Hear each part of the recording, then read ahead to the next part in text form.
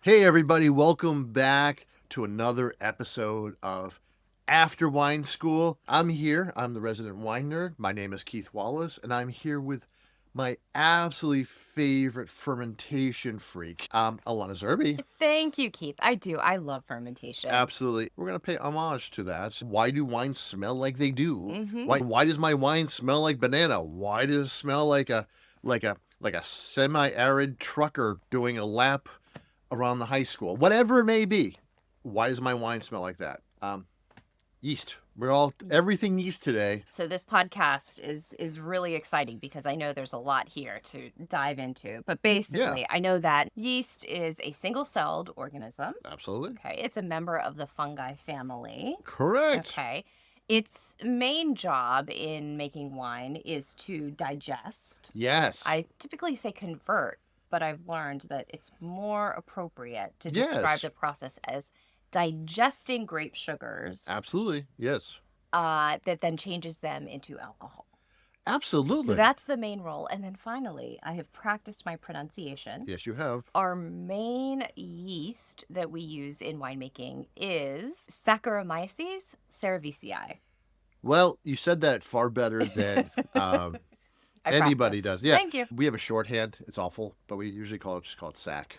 Oh, I wish I had known. Yeah. So, So, like, if you ever hear a winemaker saying that they just pitched the sack, as gross as that sounds, it is actually they're just talking about adding yeast to the wine. Okay. And it's 100% true. That is the workhorse. There are thousands of different variations of Saccharomyces. All the flavors we get are contributed to that yeast, the sac yeast. But there is actually more though that are out there. Like there's a lot of non-sac yeast out there. Lots of them. Actually, there's like tens of thousands of them. And they're the supporting cast in fermentation oftentimes. We just actively fight them to make sure they don't exist. But for the most part, they're going to be beneficial in some way. Some bring complexity. Some actually just bring pure chaos, like pure, utter chaos to your fermentation. And then there's others that, that bring a little bit of both, complexity and chaos, which is kind of like me. Yes. Yeah, sadly. And I should say, I do also know one more thing. A lot of these wonderful fruit aromas that I'm a big fan of in wine can be attributed to yeast. Oh, all of them are. And that's the beautiful thing. These fungi, they're consuming fructose and other compounds. And what ends up primarily is ethyl alcohol. How amazing is that, right? But they also, at the same time, producing these compounds, they're also producing esters as well. They are contributing to actually the best parts of wine. It's the booze, but it's also the fruit flavors. So when you taste pear or peaches or apricot or some weird banana note or any other weird thing that I could think of, those are esters, baby. Yeah. Okay. Yeah. So we've got our fruit notes. And I have done a little bit of research, and I didn't know this, but your yeast also adds to mouthfeel, texture, finish, but also that a lot of researchers now believe that just the whole concept of terroir can be summed up by yeast. Oh, yeah. I don't like talking about anything unless there's a research paper, which is kind of fun. I know, yeah. And so these have been coming out for the last few years. And in fact, when I started running our advanced terroir program for our advanced sommelier and master sommelier students, the entire class was on that one subject. It is one of the core elements. Yeah, it's all the bacterias and yeast and fungi that are actually on the grapes themselves in the vineyard when you bring them in. And if you ferment them naturally, that's terroir. This is one of those pieces of the puzzle when people talk about terroir. They're not really thinking about bugs, but in the wine, we do. Could you call it a biodome? Oh, of course. It is a biodome. It is a biodome. Like, a whole winery. Now, the thing is, though, a lot of wineries are not going to allow that terroir to exist, so they have their own yeast they can inoculate. But yeah, absolutely. There's an entire world out there. Fascinating. Okay, so we've learned a little bit about the role of yeast in wine. Let's talk about wines that are really defined by the use of yeast. These are two examples of how yeast not just ferment and bring in esters and alcohol, but that actually even another kind of yeast actually starts to form on the top. These are the Jura region of France, and then also this style happens actually sherry in Spain. These two styles form a yeast veil on top, these living yeasts absorb all the oxygen. 'Cause the yeast also absorb oxygen, by the way. They're pulling in oxygen to create chemical reactions that will break down and recreate compounds in the wine. And so with these two styles, both sherry and Vin Jaune, they're actually taking whatever air is in the barrel and converting it into flavor compounds that are very, very unique. So if you think about like almond and walnut and caramel flavors and all these really crazy, lovely flavors that are unlike in any other wine. So if you ever want to try something really, really cool, like a Vin Jaune is amazing. Completely different flavor profile and a completely different yeast flavor profile. So that's living yeast. Yes. I do know that our dead yeast cells, our spent yeast cells, Yes. actually are a huge contributor into one of our favorite wines, which is champagne. Oh, it is. And the character that you started to talk about there, the nuttiness. Yeah. That's one of the characteristic aromas. Oh, yeah. That comes from allowing the wine to rest on top of those yeast cells for an extended period. And so Absolutely. That's where we talk about those wonderful bready notes Yes. and nutty aromas.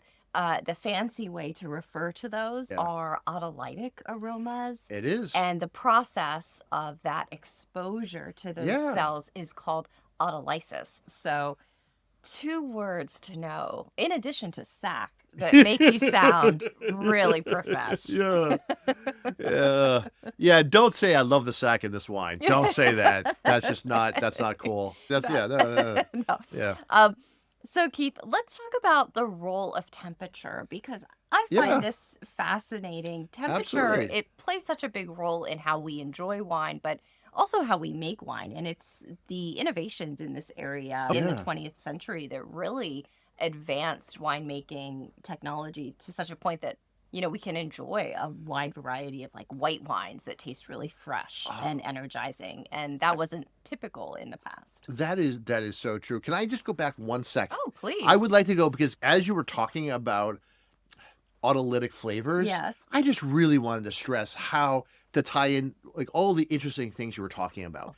Because when you were talking about earlier about like texture, that's actually autolytic flavors and compounds. And when you're talking about it, I want everyone to imagine when they think about, because autolytic flavors, it's just like, it sounds very chemistry. It is. Yeah. But what is that? It's actually the yeasts, these single cell organisms are breaking apart. They're breaking apart into actually little bits of like sugar and carbohydrates. 'Cause that's what they're built out of. And so they break apart, and that's actually what brings us those textures. So that's one of the main things is like, if I'm a winemaker, one of the things I want to do is I'm going to actually roll my barrels while they're aging so that all those yeast cells, all the autolytic pieces of yeast, those billions of pieces, rise up into the barrel. And actually, they're actually introduced back into solution so they become part of the wine. Yeah, and that's where you're getting like so much.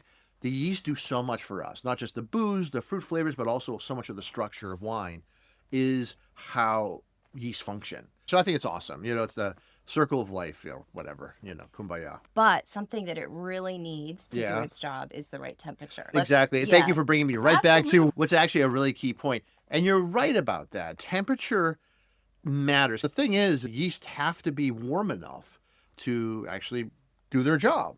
If they're too cold, they can't process sugar. But they want to go hot. They really want to drive. They want to always pump it because they want to eat as much sugar as possible. You got to think it like that, you know, they're just like, you know, it's just like me with a candy bar, right? They're teenage boys. They are. They want to go fast. Oh, yeah. Eat candy. Yeah, it's just like imagine throwing like a 14-year-old boy into a candy shop and say, go. Yeah. Right? They're going to eat as much as possible all at once and then get really sick and then stop. And that's what you don't want. What you really want to train those 14-year-old boys to do in this analogy, this is a creepy analogy for me to say, is actually keep them on task, right? So that you want them to eat the sugar but not ever stop. Keep on going for weeks on end. Not just like have a binge for a day, because they'll binge. And what would happen though if these yeast binge, and they actually would heat up so much that they would actually probably die off. So really what we need to do here is keeping those temperatures at that cool, long, slow. We get really complex flavors, really beautiful complex flavors. there's a lot of flavors you can get if the temperature rises up because there's sugar compounds. If they're not properly broken apart, you won't get these flavor compounds inside them. So they're called glycoside bonds, and they're sugars that in the center of them is a little flavor compound. So what you need is heat. So your yeast will be so enraptured, so rage filled, right? That they're going to go after these and just rip them apart. And so you need to go over 80 degrees usually to do that. So when it's a low temperature fermentation, that's a slow fermentation. Yes. And then the temperature rises, that it becomes more active and dynamic. It speeds them up. They start doing some crazy stuff. Yep. It's kind of like, I guess like, throwing in some cocaine into that candy store, basically. Got it. They start going crazy. So temperature is controlling how the fermentation works.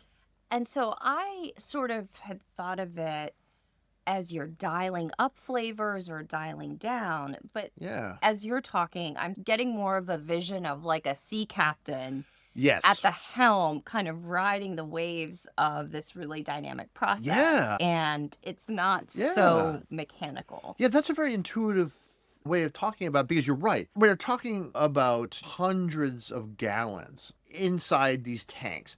And fermentation isn't static. It's swirling around like an ocean. Mm-hmm. It's this fluid dynamic. It's moving around. It's actually moving around rather fast and moving in many different directions that you really can't foretell. Like you can't know what's going to happen at what point. It's this pure chaos of millions of different yeast eating and producing, and it's an ecosystem at this stage. It's self-contained. It's doing a lot of complex things. So trying to slow it down or speed it up, it is like navigating a massive ship. So you turn a little bit at a time, and you kind of have to know even before it gets too hot that you know it's going to get too hot. You might need to know like 3 or 4 hours ahead of time so you can slowly adjust your temperature, slowly adjust. And what a lot of new professional winemakers do, they overcalculate. They're trying to stop something from happening right away. It's getting too hot, so they throw the temperatures really far down, and then the whole fermentation just goes too cold and may even stop. You might even have a stuck fermentation. Yeah, you do have to be a captain, thinking long ahead about what's going to be needed to get to where you want to go. Oh, that's fascinating. Yeah, it's not like riding a bike or like a car where you can just turn. Nope.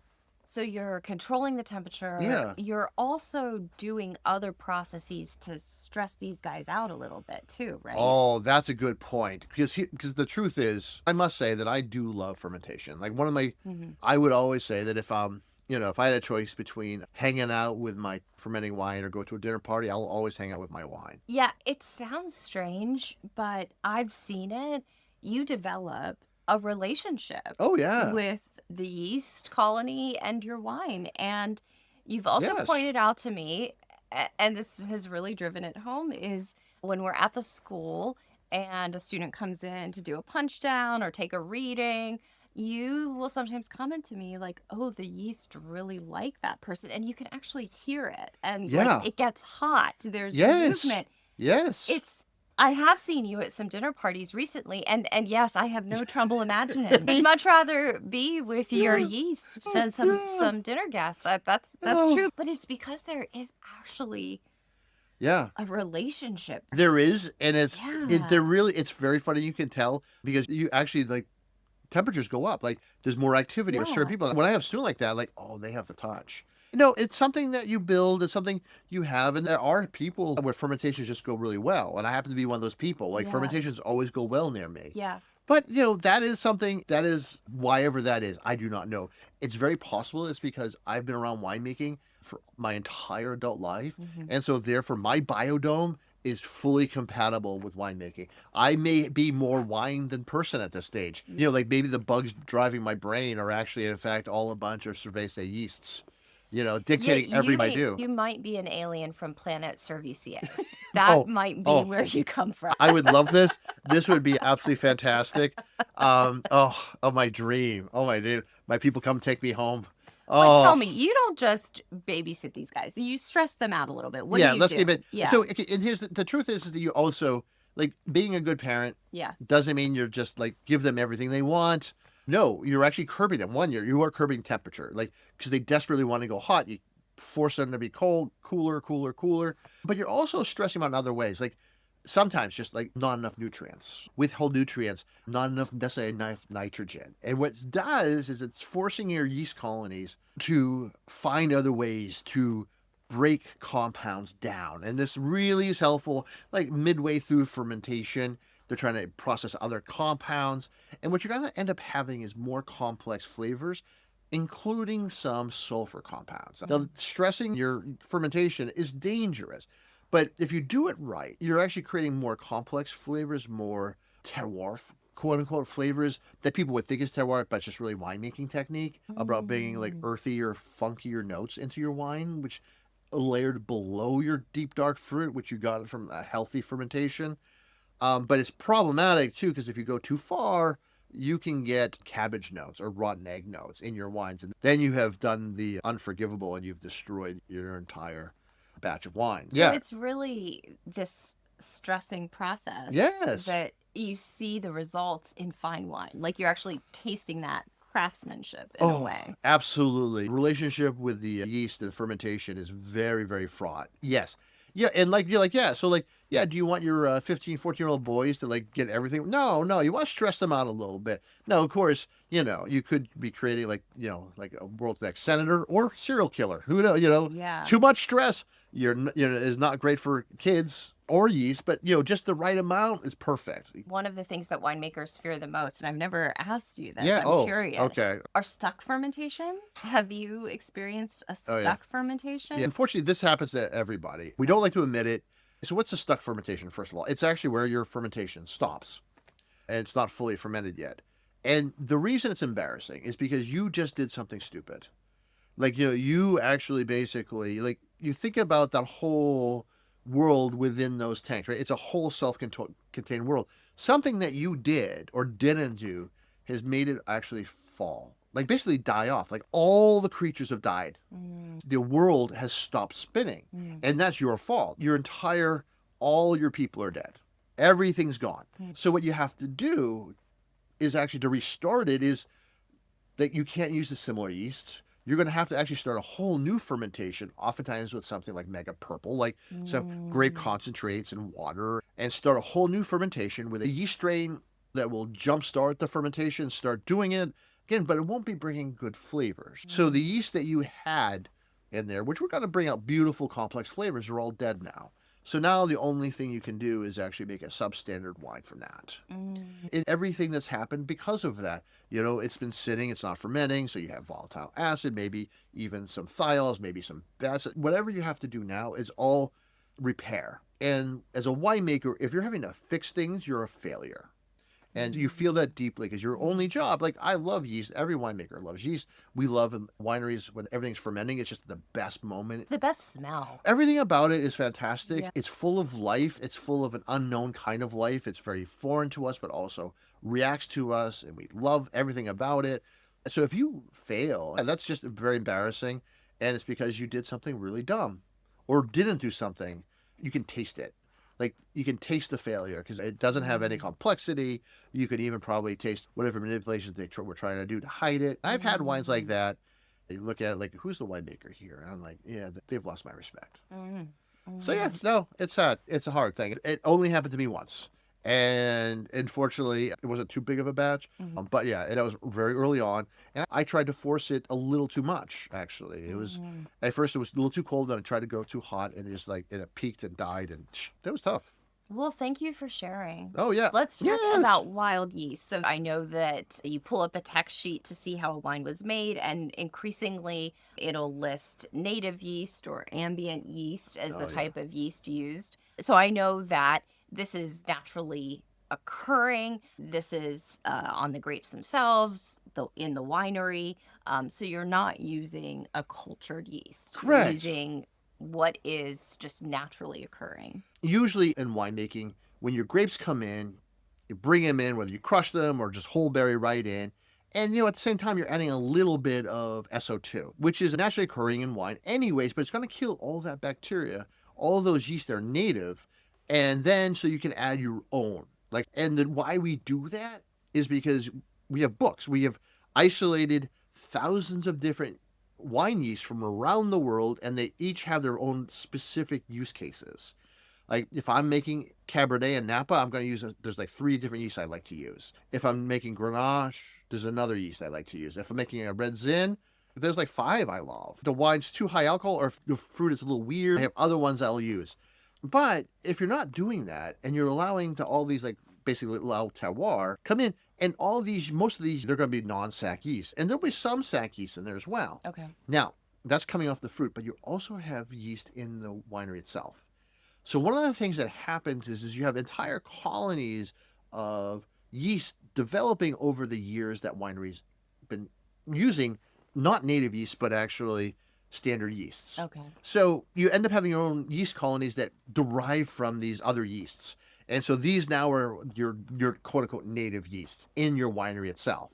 So you'll have some coming in on the fruit, and then you'll have some from the winery itself. And these are both going to have play in your wine. So that mix of non-Saccharomyces yeast and Saccharomyces yeast, you want me to tell you how that works? Because it's very confusing. And this is where that whole things that contribute and some things that are evil that kind of come in and play here. So your cerevisiae yeast, let's just call them your wine yeasts, they're pretty standoffish in the beginning. If you're not creating a batch ahead of time and then dumping in like a large volume of your selected yeast in, if wild yeast are in there, those cerevisiae yeast, those wine yeast, they're just going to take a back seat for a while. They're not going to be really active. The yeast that are active in the beginning are all these wild non-sac yeasts, and they start eating the sugars like crazy. And they're interesting because they're going to bring out way different flavors than Saccharomyces yeast. You just don't know what they are. Some of them are going to really bring in like that, oh, hey, it's a secondhand sock day, or it just might be pineapple or synthetic banana flavors, whatever it may be. They're going to bring in a lot of chaos agents right there, up until about 5% alcohol.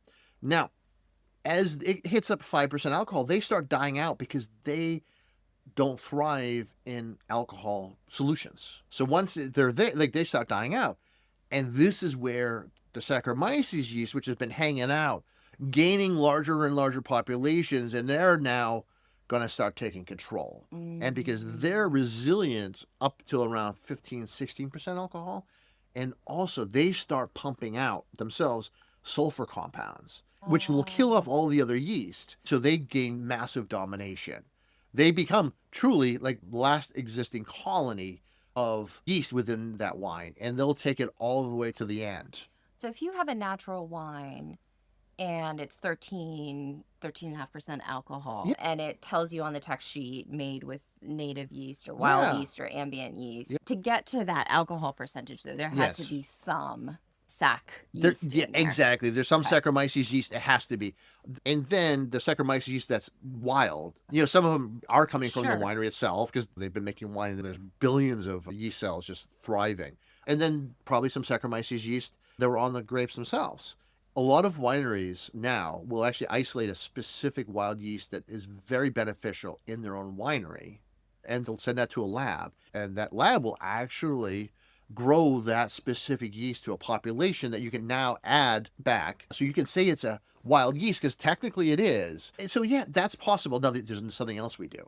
So what if you want all the benefits of a wild fermentation, but you don't want any of the risks? They now grow and produce very specific non-sac yeast that you can actually add to your wines. I actually do this, especially with my young winemaker students. I'll add non-sac yeast that has actually been grown and isolated. And what it does is it helps your fermentation in the beginning. Especially if you're not going to crush your grapes right away, you add that, it'll start the fermentation process up to around 5% and prevent any volatile acids or any weird fermentations to happen.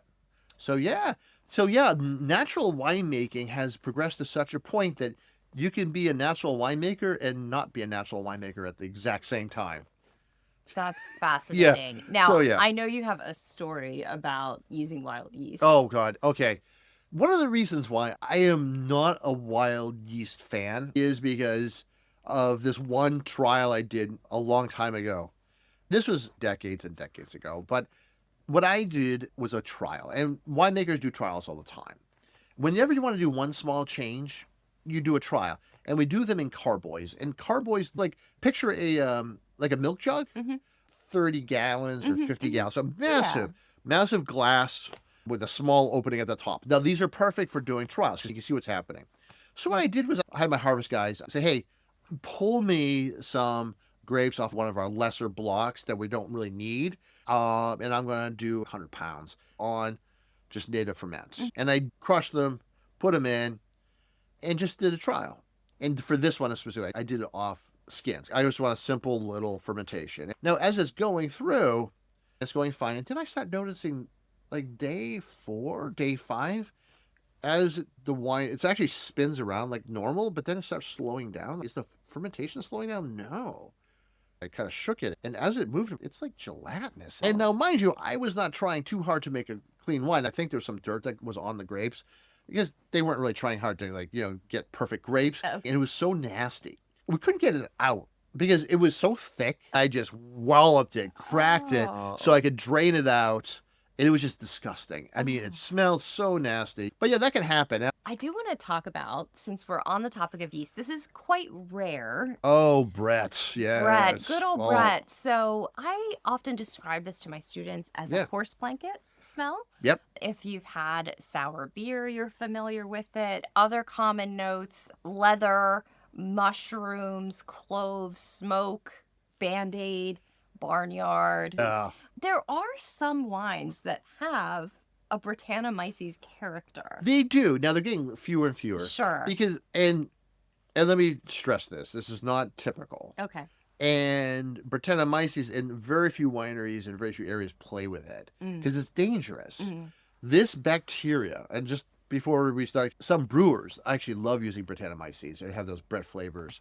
But you can never make beers like that in a winery. And in fact, when I was in California, I was told I could never go to Russian River Brewery because the chance of actually bringing in this Brettanomyces back to the winery was so great they could bring on your shoes or that. So you stay far, far, far away from it. It's this dangerous because it gets everywhere. And once you have an infection, you can never get rid of it. It doesn't matter how clean you are.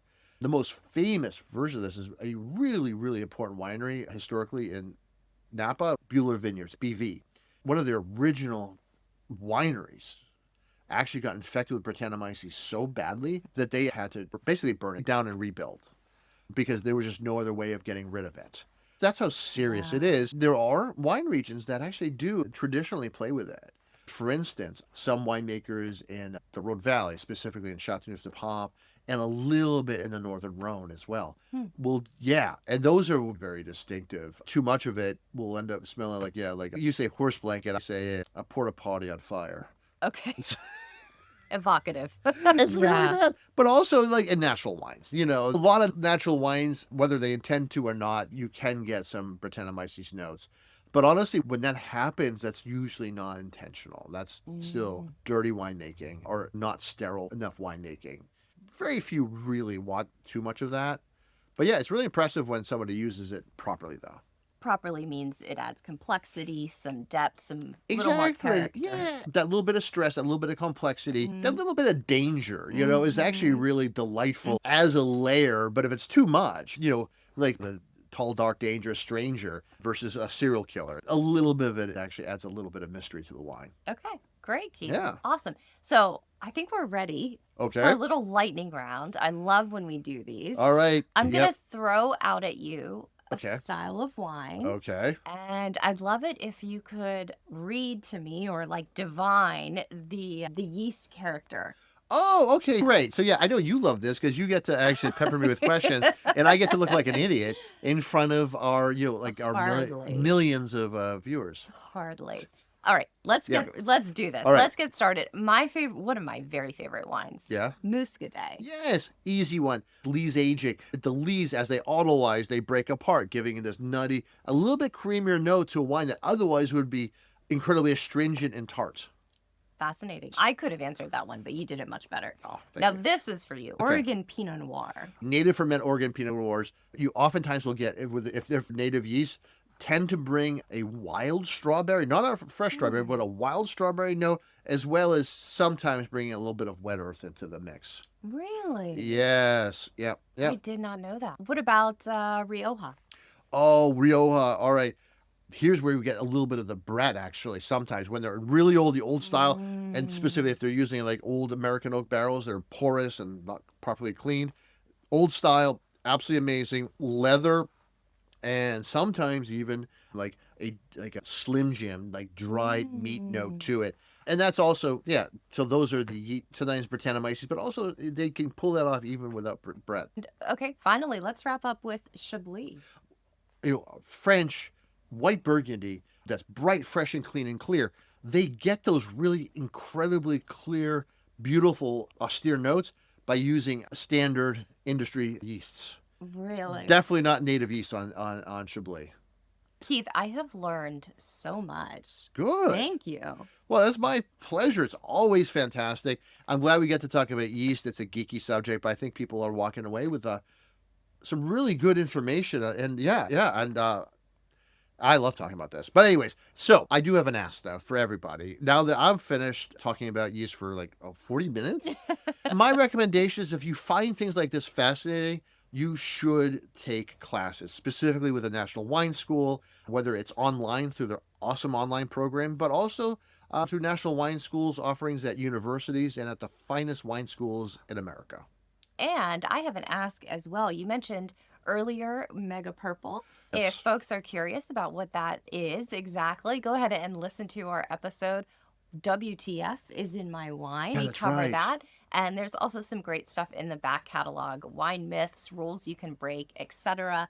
And if you happen to be in the Philadelphia area, please come by the Wine School of Philadelphia and catch a class with either one of us. We're both entertaining. Keith swears a lot more in person. If you want a lot of F-bombs dropped into a wine class to make certain people laugh and other people really uncomfortable, you'll probably really enjoy it. I love teaching wine. We love having students come and give us feedback. If you enjoyed this, please rate, review, and subscribe. You can leave a comment for us in the notes. Otherwise, we will talk to you next time. Thanks, everyone. Absolutely, guys. Cheers. Cheers.